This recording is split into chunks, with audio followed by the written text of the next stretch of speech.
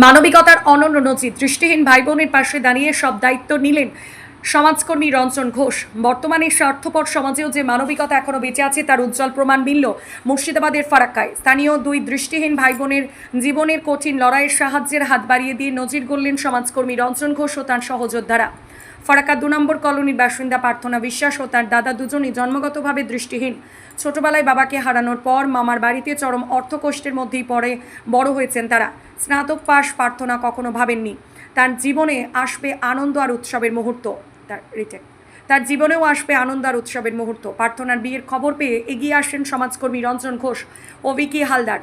তারা বিয়ের সমস্ত অভিযানের দায়িত্ব নিজেদের কাঁধে তুলে নেন। রঞ্জনবাবু বলেন, মানুষ মানুষের জন্য, এই বোধ থেকে আমি আজ এখানে। আমার মনে হয়েছে নিজের বোন বা দিদির পাশে দাঁড়ানোটা আমার কর্তব্য। আমি চাই প্রতিটি মানুষ অন্যের বিপদ এভাবেই এগিয়ে আসুক। বিয়েবাড়ির আনন্দঘন পরিবেশে উপস্থিত ছিলেন ফারাক্কার স্থানীয় ভিডিও আইসি সাহেবও। তাদের স্বতঃস্ফূর্ত উপস্থিতি পুরো আয়োজনকে আরও প্রাণবন্ত করে তোলে।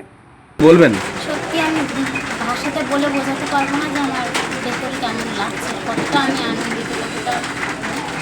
কিন্তু আমি সত্যি দাদার কাছে আমি কৃতজ্ঞ, কারণ বাবা সবার উপরে হয়, বাবার পরে হয় দাদা।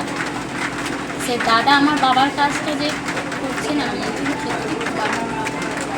এই বিয়ে থেকে তুমি কি খুশি? সকলের আশীর্বাদ যখন মাথায় এসেছে নিশ্চিত। তোমার নাম কি? আমার নাম প্রার্থনা দাস। পড়াশোনা আমার গ্র্যাজুয়েশন। কেমন লাগছে আজ? খুব ভালো লাগছে। আমার জীবনের আজকে একটা অন্যতম দিন, যে দিনটা সত্যি কথা বলতে আমি অস্বীকার করবো না, আমি কখনো ভাবিনি যে আমার জীবনে এই দিনটা আসবে বলে। কারণ আমি সচরাচর আমি ব্লাইন্ড, আমি দেখেছি আমার অনেক বন্ধু বান্ধবী যে তাদের বিয়ে হয়েছে, কিন্তু আমি ভাবিনি যে আমার জীবনে এই দিনটা আসবে বলে। এটা আমি সত্যি কোনোদিন ভাবিনি। কিন্তু ওই যে বিধাতা ওই বিধাতার আশীর্বাদ পাঠিয়েছেন দাদার মতো দাদাকে, তাই সকলে মিলে আমার পাশে দাঁড়িয়ে আজকে আমাকে এত দূর এগিয়ে দিয়েছেন। এটা আমার নতুন জীবন যাতে আমি শুরু করতে পারি ভালোভাবে, সুষ্ঠুভাবে, যাতে আমি আমার জীবন যাপন করতে পারি, সেই ভাবনা চিন্তা ওনারা রয়েছে। বোঝাতে পারবো না। বাড়িতে কে কে আছে তোমার? আমার বাড়িতে আমার দিদি, আমার জামাইবাবু, আমার দাদা, আমি। আমার বড় দিদির বিয়ে হয়ে গেছে, আমার বড় দিদির শ্বশুর বাড়িতে ছোটো দিদিরও বিয়ে হয়ে গেছে।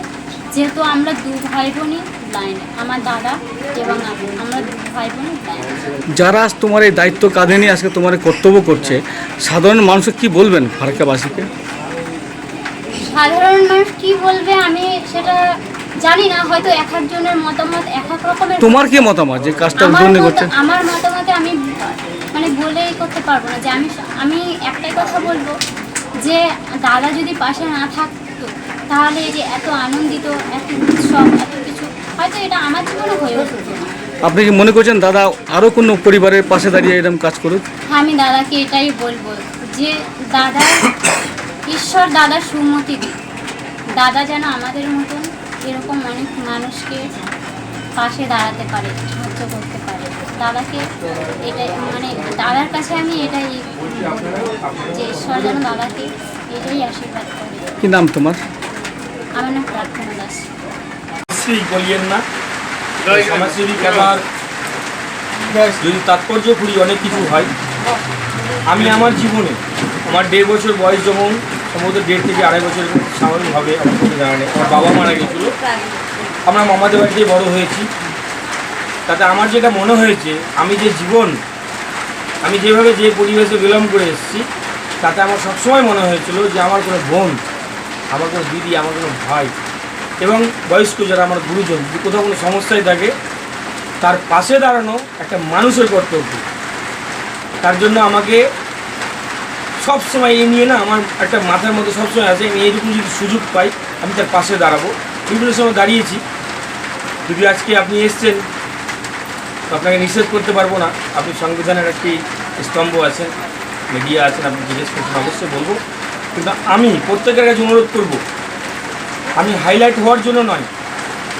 আমাকে কয়েকদিন আগে যখন ফোন করলো যে দাদাটা, বোনের যে বিয়ে হচ্ছে তার দাদা ক্যাসিও বাজায়, একটা ওই সাউন্ড সিস্টেম, আপনার কী বলে ওগুলো, বাজনা বাজায় না, তাদের আন্ডারে ওই ক্যাসিও বাজায়।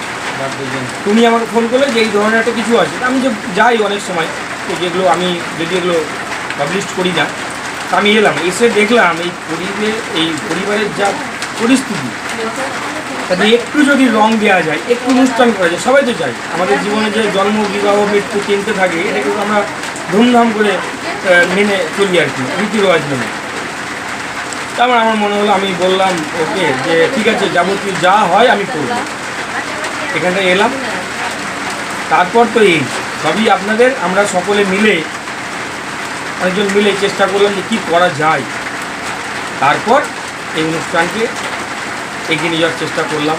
এই বোনটা যে আছে, এই বোনটার বিয়েটা যেন একটু ধুমধাম করে হয়, মানুষজন আসবে, অতিথি আসবে। সবচাইতে যেটা ভালো লাগছে বলেই দিই যে আমি বিডিও স্যারকে অনুরোধ করেছিলাম আসার জন্য, বিডিও স্যার এসেছিলেন, আইসি সাহেবকে বলেছিলাম, আইসি সাহেব এসেছিলেন এবং তার আশীর্বাদ করে গেছেন। কী দিয়েছেন বলবো না, কিন্তু তার আশীর্বাদ করে গেছেন। সত্যি তাদের কাছে আমি ঋণমুক্ত। ফরাক্কায় যদি এরকম কোথাও কোনো কিছু হয়, আমি সর্বদাই প্রস্তুত। তাতে আমার জীবনের যাই কিছু হোক না কেন, এই ধরনের আমি করে যাব। আর পাবলিকের কাছে, মানুষের কাছে অনুরোধ, মানুষের পাশে দাঁড়ান। দেখেছি অনেক মানুষ তো বহুত পুঁজিপতি হয়েছে, কিন্তু সাধারণ মানুষের পাশে খুব কম মানুষই দাঁড়ায়।